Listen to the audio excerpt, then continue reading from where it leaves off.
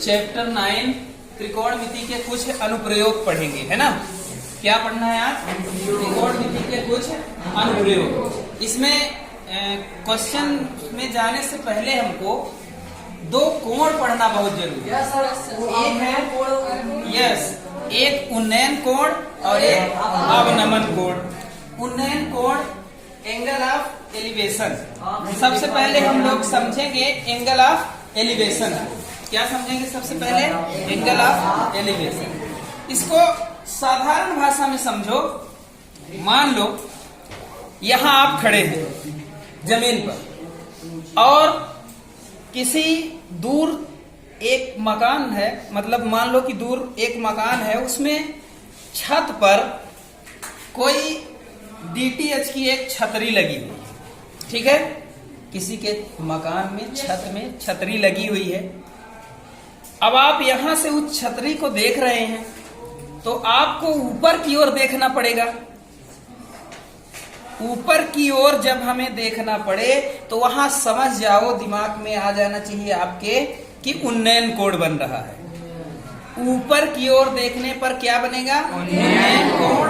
और ठीक यही स्थिति अगर अपोजिट हो जाए, मान लीजिए आपकी स्थिति वस्तु की स्थिति से ऊपर है और वस्तु नीचे है। जैसे मान लीजिए आप छत पर हैं। कहाँ हैं आप? छत पर हैं और उसके नीचे ग्राउंड में एक फुटबॉल रखी हुई है, फुटबॉल पड़ी हुई है। आप छत से फुटबॉल को जब देखेंगे तो आपको नीचे देखना पड़ रहा है। कहाँ देखना पड़ रहा है? नीचे। तो जब नीचे देखेंगे तो ये दिमाग में आ जाना चाहिए कि यहाँ कौन सा कोण बन रहा है? अवनमन कोण, एंगल ऑफ डिप्रेशन, है ना। और उन्नयन कोण तब बनेगा जब हम ऊपर उठेंगे। तो ये कॉन्सेप्ट तो दिमाग में आ गया। उन्नयन कोण कहाँ बनता है, अवनमन कोण कहाँ बनता है? चलिए अब हम क्वेश्चन कर रहे हैं। मान लीजिए एक टावर है। क्या है? टावर। टावर में मान लीजिए ऊपर एक लाइट लगी हुई, एक सिग्नल लगा हुआ है और आप जमीन से उस सिग्नल को देख रहे हैं। तो वहां कौन सा कोण बनेगा? उन्नयन कोण। इंग्लिश में क्या कहते हैं उसको? Angle of elevation. ठीक है। और अवनमन कोण का एक एग्जांपल बताओ आप लोग। अवनमन कोण का, एंगल ऑफ डिप्रेशन का एक उदाहरण बताओ। जैसे ऊपर से, जैसे मान लीजिए जिस टावर की अभी हम बात किए, वहां टावर पर ऊपर आप चढ़े हुए और वहां से नीचे ग्राउंड पर रखी हुई किसी वस्तु को आप देख रहे हैं। तो जो एंगल उस स्थिति में बनेगा उसे हम क्या कहेंगे? तो चलिए हम लोग इसको समझते हैं, उन्नयन कोण को। मान लीजिए हम एक एग्जाम्पल लिए थे अभी। यहाँ मान लीजिए इस मकान की छत पर एक यहाँ छतरी लगी हुई है। ठीक है, डीटीएच लगा हुआ। अब यहाँ प्रेक्षक है, मतलब आप हैं, ऑब्जर्वर। प्रेक्षक का मतलब होता है कि वह व्यक्ति जो देख रहा है, ऑब्जर्व कर रहा है। मान लीजिए यहाँ ग्राउंड में आप हैं, यहाँ से आप देख रहे हैं उस वस्तु को। ठीक है, यहाँ से आप देख रहे हैं इस वस्तु को। तो ये जो आप देख रहे हैं वस्तु को, एक लाइन स्पष्ट दिख रही है आपको। तो इस लाइन को क्या कहेंगे? दृष्टि रेखा। क्या कहेंगे? दृष्टि रेखा। इसको इंग्लिश में कहते हैं लाइन ऑफ साइट। क्या कहते हैं? Line of site. Line of site दृष्टि रेखा है। और ये इसके ठीक सामने जो लाइन आप खींचेंगे क्षैतिज, इसको क्या कहेंगे? क्षैतिज रेखा। क्या कहेंगे? क्षैतिज रेखा। क्षैतिज रेखा। इसको इंग्लिश में कहेंगे हॉरिजॉन्टल लाइन। क्या कहेंगे? Horizontal line. ठीक है, ये हो गई हॉरिजॉन्टल लाइन और वो लाइन ऑफ साइट। इन दोनों के बीच जो कोण बन रहा है इसी को क्या कहेंगे? उन्नयन कोण कहेंगे, एंगल ऑफ एलिवेशन। ठीक है, इसी कोण को क्या कहेंगे? Angle of elevation. समझ में आ गई बात? उन्नयन कोण क्या है? ठीक है, लाइन ऑफ साइट और हॉरिजॉन्टल लाइन दोनों के बीच जो एंगल बन रहा है उसे एंगल ऑफ एलिवेशन कहते हैं। ठीक है, ये जरूरी नहीं है कि बिल्कुल आप जमीन से ही ये हॉरिजॉन्टल लाइन एकदम जमीन से ही लगी रहे। इसका एक दूसरा उदाहरण ले रहे हैं। जैसे मान लीजिए इतनी ऊंचाई पर कोई व्यक्ति है, यहां से मान लीजिए इतनी ऊंचाई पर कोई व्यक्ति है, यहां है ऑब्जर्वर, यहां प्रेक्षक है मान लीजिए। ठीक है, ये ऐसा कल्पना करिए, यहां ऑब्जर्वर है और वस्तु यहां है। मान लीजिए यहां एक बहुत ऊंचाई पर टावर में एक बल्ब जल रहा है। ठीक, यहां एक बल्ब जल रहा है टावर में, तो यहां से ऑब्जर्वर ऑब्जेक्ट को देख रहा है। तो जब यहां से आप इस वस्तु को देख रहे हैं, बल्ब को देख रहे हैं, तो लाइन ऑफ साइट तो ये हो गई। ठीक है, ऑब्जेक्ट और ऑब्जर्वर दोनों को मिलाने वाली रेखा क्या हो गई? लाइन ऑफ साइट, या इसी को आप क्या कहते हैं? दृष्टि रेखा। लाइन ऑफ साइट, दृष्टि रेखा। अब यहां से बिल्कुल ठीक सामने ये जो जमीन है समतल, इसके ठीक समांतर एक लाइन आप खींचेंगे। इस लाइन को कहेंगे हॉरिजॉन्टल लाइन या क्षैतिज रेखा। क्या कहेंगे? क्षैतिज रेखा। इस तरह से ये जो कोण बन रहा है कौन सा कोण कहलाएगा? उन्नयन कोण कहलाएगा। ठीक है, एंगल ऑफ एलिवेशन, उन्नयन कोण। ठीक है, बात समझ में आ गई? उन्नयन कोण। अब ठीक इसी तरह इसका जस्ट अपोजिट हम लोग पढ़ेंगे कौन सा कोण? अवनयन कोण। ठीक है ना, उन्नयन कोण। क्लियर हो गया कॉन्सेप्ट? कोई दिक्कत उन्नयन कोण में है ना? दृष्टि रेखा और क्षैतिज रेखा दोनों के बीच जो कोण बन रहा है उसे हम क्या कहेंगे? उन्नयन। पर वस्तु की स्थिति क्या होनी चाहिए? प्रेक्षक की स्थिति से ऊपर होनी चाहिए, है ना? पोजीशन ऑफ ऑब्जेक्ट की हाइट जो है पोजीशन ऑफ ऑब्जर्वर की हाइट से ज्यादा ऊपर होनी चाहिए। मतलब ऑब्जेक्ट जो है, वस्तु है, वो ज्यादा ऊंचाई पर होनी चाहिए और जो देख रहा है वो निचले स्तर पर होने चाहिए, तब उस स्थिति में उन्नयन कोण बनेगा। ठीक है ना? तो जब ऑब्जेक्ट की स्थिति ऑब्जर्वर की स्थिति से ऊपर हो, ज्यादा ऊंचाई पर हो, तब दृष्टि रेखा और क्षैतिज रेखा के बीच जो कोण बनता है उसे हम उन्नयन कोण। ठीक है, ठीक इसी का अपोजिट कह देंगे। अगर ठीक इसी का अपोजिट, अगर वस्तु नीचे है और ऑब्जर्वर ऊपर है, मान लीजिए ऑब्जर्वर छत पर बैठा और वस्तु कहाँ है? नीचे। तो उस स्थिति में दृष्टि रेखा और क्षैतिज रेखा के बीच जो कोण बनेगा उसे हम क्या कहेंगे? अवनमन कोण कहेंगे। चलिए अब हम लोग अवनमन कोण पढ़ते हैं। ठीक है ना? अवनमन कोण, अवनमन कोण।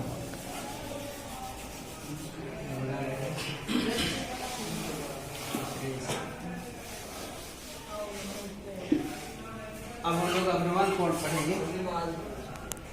अवनमन कोण क्या है? अवनमन कोण, एंगल ऑफ डिप्रेशन।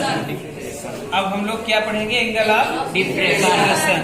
चलो, एंगल ऑफ डिप्रेशन में अभी कॉन्सेप्ट क्या बताया गया कि जब वस्तु की स्थिति नीचे हो और ऑब्जर्वर जो है, प्रेक्षक जो है, वो ऊपर, उस स्थिति में दृष्टि रेखा और क्षैतिज रेखा मतलब लाइन ऑफ साइड और हॉरिजॉन्टल लाइन दोनों के बीच जो कोण बनेगा उसे हम क्या कहेंगे?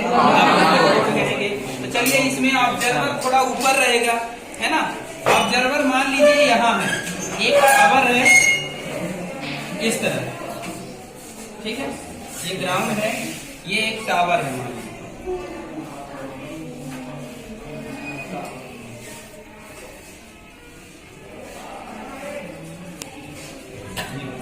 ये टावर है, मान लीजिए यहाँ कोई ऑब्जर्वर है,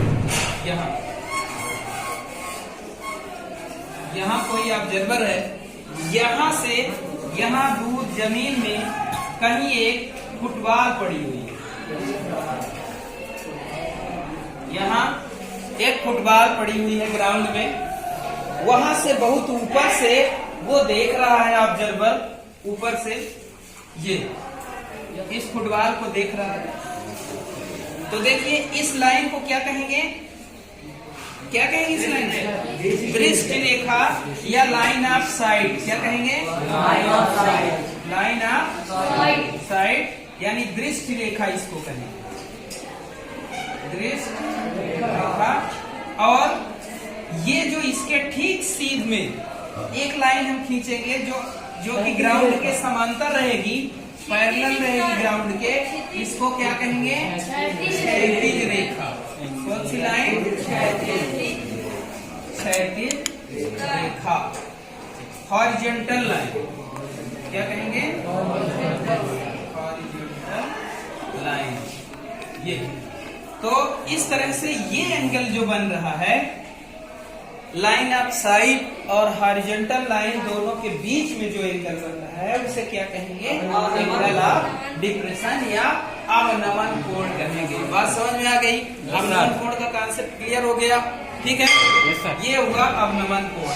अब इसके बाद हम कुछ क्वेश्चन लेते हैं जो कि अपना चैप्टर का नाम है त्रिकोणमिति के कुछ अनुप्रयोग। अब इसके कुछ एप्लीकेशंस लेते हैं, कहाँ उन्नयन कोण अवनमन कोण की जरूरत पड़ेगी और त्रिकोणमिति अनुपात जो है, ट्रिग्नोमेट्रिकल रेशियो जो है, उनकी मदद से अब हम कुछ प्रॉब्लम्स को सॉल्व करेंगे, है ना? कुछ क्वेश्चंस लेंगे और उनको सॉल्व करेंगे, ठीक है? ओके। नंबर कौन सा है ये? फोर्थ नंबर है। चौथा क्वेश्चन पर हम लोग चर्चा कर रहे हैं। भूमि के एक बिंदु से जो मीनार के पाद बिंदु से 30 मीटर की दूरी पर, यहाँ ये बता रहा है कि मीनार जो है वो जमीन में एक पॉइंट ले लें, वहां से 30 मीटर की दूरी पर मीनार है। मतलब मीनार का जो आधार है, जहां मीनार गड़ी हुई है, आधार जो है उस जमीन उसके एक निश्चित बिंदु से 30 मीटर की दूरी पर है। तो यहाँ ये कंफर्म हो गया कि 30 मीटर आधार की लंबाई कितनी है? 30 मीटर। बेस जो है वो 30 मीटर है। ये मान लेते हैं हम लोग कि ये मीनार, ठीक है? ये मीनार है और ये आधार, यहाँ जो लिखा है पाद बिंदु से, ये जो लिखा है मतलब इसके आधार से, जहां मीनार गड़ी हुई है, लगी हुई है, वहां से एक बिंदु समतल पर हम लेंगे। मान लेते हैं कि यह बिंदु यहाँ है, इसकी दूरी कितनी बोल रहा है? 30 मीटर है। 30 मीटर की दूरी है उस मीनार की, ठीक है? तो यहाँ हम इस मीनार का नाम दे दें, कुछ क्या नाम दे दें? और इस बिंदु का नाम दे दें जो 30 मीटर की दूरी पर बिंदु है, उस बिंदु का नाम क्या दें? सी, ठीक है ना? यहाँ नेमिंग अक्सर कैपिटल लेटर में ही की जाती है। अभी आप स्मॉल लेटर किए थे, क्या नाम है? आशीष। स्मॉल लेटर में आप किए थे। स्मॉल लेटर में नेमिंग नहीं करना है हमें। क्यों नहीं करना है?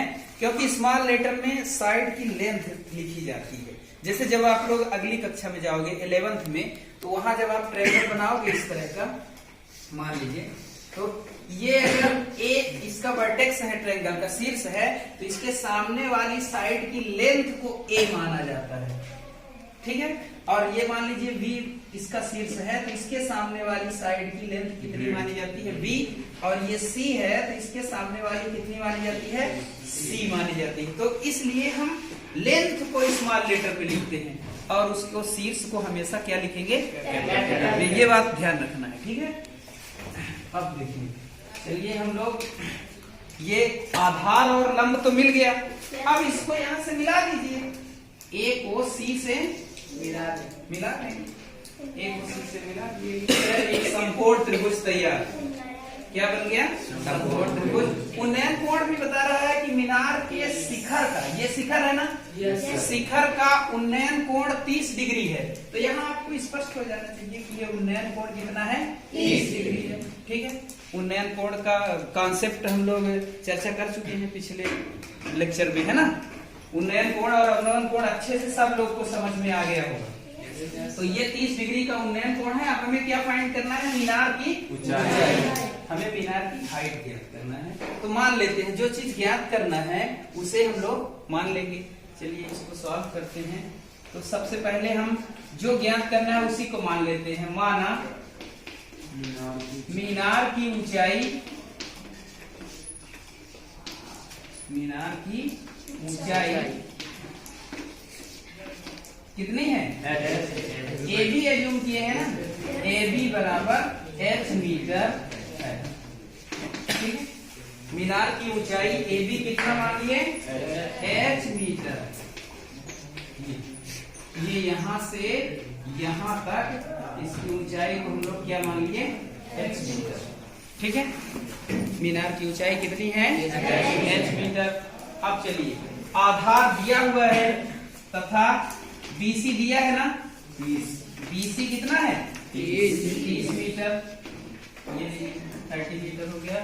और उन्नयन कोण C, एंगल ऑफ एलिवेशन कितना दिया हुआ है? 30 डिग्री दिया है, तो इसको हम लोग 30 लिख दे रहे हैं। और आपको ये पता है कोण B कितना है? 90 डिग्री का है, समकोण है, तो यहाँ लिख दीजिए कोण B बराबर 90 डिग्री। ठीक है, ये सब लिखना चाहिए सॉल्व में। ठीक है ना, आप सीधे टाइम लगा दिए और सॉल्व करके आंसर ला दिए, उसमें नंबर कट जाते हैं। ठीक है, आप जब पूरी लैंग्वेज लिखेंगे ढंग से तभी पूरा नंबर मिलेगा। अगर 3 अंक का ये क्वेश्चन आ रहा है तो 3 तभी मिलेगा जब आप ये पूरा लिखेंगे। ठीक, तो चलिए, ये सब हम लोग लिख दिए। मीनार की ऊंचाई ये भी, ये है h मीटर है, BC 30 मीटर है, कोण C कितना है? 30 डिग्री, और कोण B कितना है? 90 डिग्री। अब इसमें ये बताइए, हम लोग समकोण त्रिभुज ABC में, समकोण त्रिभुज ABC में क्या लगाएंगे? tan की साइन कितने, कौन सा त्रिकोण है? क्यों tan? लंब बटे आधार, क्योंकि हमें लंब और आधार पर यहाँ चर्चा करनी है। हमको लंब ज्ञात करना है और आधार दिया हुआ है, तो यहाँ परपेंडिकुलर फाइंड करना है, बेस दिया हुआ है, तो इसलिए परपेंडिकुलर और बेस का जो ट्रिग्नोमेट्रिकल रेशियो है, जो त्रिकोणमितीय अनुपात है, उसे हम लोग लिखेंगे। तो क्या लिखेंगे? सबसे पहले tan लिखेंगे ना, tan 30 is equal to perpendicular upon base, मतलब लंब बटे आधार, तो क्या लिखेंगे? AB अपॉन BC लिखेंगे। ठीक है, AB अपॉन BC। अच्छा, ये बताइए हम साइन क्यों नहीं लिखे? क्योंकि उसमें लंब बटे कर्ण, और कर्ण का यहाँ हमें जिक्र नहीं करना है, कर्ण की कोई जरूरत ही नहीं है, क्वेश्चन में तो ऊंचाई पूछा है ना, इसलिए हम अगर कर्ण गिवन होता या कि फाइंड करना होता, लंब और कर्ण पर चर्चा करनी होती, तब हम साइन लिखते। ठीक है, लेकिन यहाँ सिर्फ लंब और आधार है, इसलिए हम क्या लिखेंगे? tan। आप कॉट भी यहाँ लिख सकते हैं, क्योंकि कॉट में भी लंब आधार होता है, उसमें आधार बटे लंब हो जाता है, और tan में लंब बटे आधार। ठीक है, बैठ जाओ। तो अब देखिए tan 30 कितना होता है? 1/√3। कितना होता है? 1/√3। 1/√3। tan 30 हो गया 1/√3। और AB कितना है? कितना है? h। और BC कितना है? 30 है।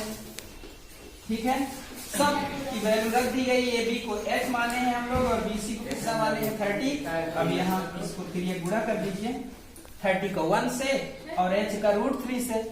ठीक है, तो यहाँ h का जब √3 से गुणा करेंगे तो h √3 हो जाएगा, इक्वल टू 30 का 1 से करेंगे तो 30 आ जाएगा। ठीक है, अब यहाँ h आएगा, h is equal to 30 upon √3। ये √3 यहाँ h के साथ मल्टीप्लाई में है, गुणे में है, तो जब पक्षांतर होगा तो इधर क्या हो जाएगा? भाग में हो जाएगा। तो 30 बटे √3 आ गया, 30 अपॉन √3। अब इसको हम लोग थोड़ा सा और सॉल्व करेंगे। क्या करेंगे? क्योंकि हर में अपरिमेय संख्या आ रही है, रूट में आ रहा है, उसको हम लोग परिमेय बदलेंगे। ऐसी प्रक्रिया जिसमें हम हर को परिमेय में बदलते हैं उसे परिमेयीकरण कहते हैं। क्या कहते हैं? परिमेयीकरण करेंगे हम लोग। यहाँ क्या करेंगे? रैशनलाइजेशन। तो 30 अपॉन √3 लिखा हुआ है, इसी √3 का 2 बार गुणा कर देंगे, मतलब अंश में भी और हर में भी गुणा कर देंगे √3 का, √3 अपॉन √3। ठीक है, ऐसा क्यों कर रहे हैं? देखिए अगर हम इसको काट दें √3 से √3 कट जाए तो फिर से वही नंबर आ जाएगी। मतलब हमारे क्वेश्चन में कोई चेंजेस नहीं हुआ, मतलब जो अपना था, जो वैल्यू थी उतनी ही वैल्यू आ रही है, इसलिए ऐसा किया जा सकता है। ठीक है, तो ये प्रक्रिया परिमेयीकरण कहलाती है। अब यहाँ आप देखें 30 का √3 से जब मल्टीप्लाई करेंगे तो 30 √3 आएगा अपॉन √3 का √3 से मल्टीप्लाई होगा तो कितना आएगा? 3 आएगा। क्यों 3 आएगा? यस, 9 आएगा और 9 का स्क्वायर रूट कितना हो जाएगा? 3 हो जाएगा। फिर यहाँ लिख देंगे 3। देखिए नीचे रूट हट गया, अब परिमेयीकरण हो गया। देखिए नीचे परिमेय संख्या आ गई, रेशनल नंबर आ गई। जब अंडर रूट लगा था तो कौन सी संख्या थी नीचे? अपरिमेय थी, इरेशनल नंबर थी। अब हो गई परिमेय संख्या। 30। यस, 3 से आप 30 को काट देंगे तो कितना आ जाएगा? 10√3। ये 10√3 क्या है? x की वैल्यू आई। तो मीनार की जो हाइट थी हम लोग h माने थे वो कितनी आ गई? 10√3 मीटर। मीनार की ऊंचाई आ गई 10√3। यहाँ लिख देंगे अतः मीनार की अभीष्ट ऊंचाई 10√3। यस, अभीष्ट ऊंचाई 10√3 मीटर। ये आंसर है। ठीक, कोई दिक्कत? खत्म करो। सूर्य का उन्नयन क्वेश्चन है। सूर्य का उन्नयन कोण जब किसी सीधे खड़े स्तंभ की छाया और उसकी ऊंचाई बराबर हो कितना होगा, है ना? तो 30 डिग्री होगा, 45 डिग्री होगा कि 60 डिग्री की 0 डिग्री होगा, है ना? तो चलिए इसको हम लोग चेक करते हैं कि कितना आएगा इसका आंसर। इसमें यहाँ ध्यान दीजिए कि एक स्तंभ है ये, ठीक है, मान लीजिए इसका नाम ये दे रहे हैं, ये AB, यह एक स्तंभ है, पोल है, इसकी ऊंचाई मान लेते हैं कि h मीटर है। कितनी है? h मीटर है। और इसके छाया की लंबाई प्रश्न में लिखा हुआ है कि बराबर है। स्तंभ की छाया और उसकी ऊंचाई दोनों क्या है? बराबर है। मतलब यह भी h है, ठीक है, यह भी h है। और उन्नयन कोण जो है आपको पता करना है कि कितना है। ये उन्नयन कोण आपको ज्ञात करना है। मान लेते हैं कि थीटा है, उन्नयन कोण कितना है? थीटा है। और ये समकोण त्रिभुज बन गया ABC। तो अब देखिए इसमें समकोण त्रिभुज ABC में हम लोग यहाँ अगर लिखें माना, एक्चुअली इसको वैसे सॉल्व नहीं करना, आपको सिर्फ टिक कर देना है ना? पर हम लोग इसको सॉल्व करके देखते हैं कि कितना आएगा। तो यहाँ हम लोग ऊंचाई कितनी माने हैं? AB h मीटर, है ना? और BC कितना माने? h metre. क्या h दोनों को माने हैं क्योंकि दोनों बराबर है ना? बराबर है। अब देखिए tan, हम लोग tan ले रहे हैं, tan थीटा बराबर कितना आएगा? लंब बटे आधार, मतलब h आएगा, ठीक है। h यहाँ काट देंगे, tan थीटा कितना आ गया? 1 आ गया। अब बताइए tan कितने डिग्री में 1 होता है? 45 डिग्री में। तो यहाँ हम लोग जानते हैं कि tan 45 डिग्री 1 होता है, इसलिए यहाँ थीटा कितना होगा? 45 डिग्री होगा। मतलब उन्नयन कोण कितना आएगा? 45 डिग्री आएगा। ये सही उत्तर होगा, है ना? तो ये ध्यान रखिए कि अगर पिलर की ऊंचाई और छाया की लंबाई दोनों बराबर है कहीं भी क्वेश्चन में, तो उन्नयन कोण हमेशा कितना बनेगा? 45 डिग्री। इसी क्वेश्चन को घुमा के भी पूछ सकता है कि यदि उन्नयन कोण 45 डिग्री है और पिलर की ऊंचाई 10 मीटर है तो छाया की लंबाई कितनी होगी? तो 10 ही होगी, क्योंकि जितनी पिलर की ऊंचाई होगी उतनी ही छाया की लंबाई होगी जब उन्नयन कोण 45 डिग्री हो तब, ठीक है ना? इस तरह से इस ऑब्जेक्टिव को घुमा के भी पूछे तो आपसे ये बन जाना चाहिए, ठीक है ना? बस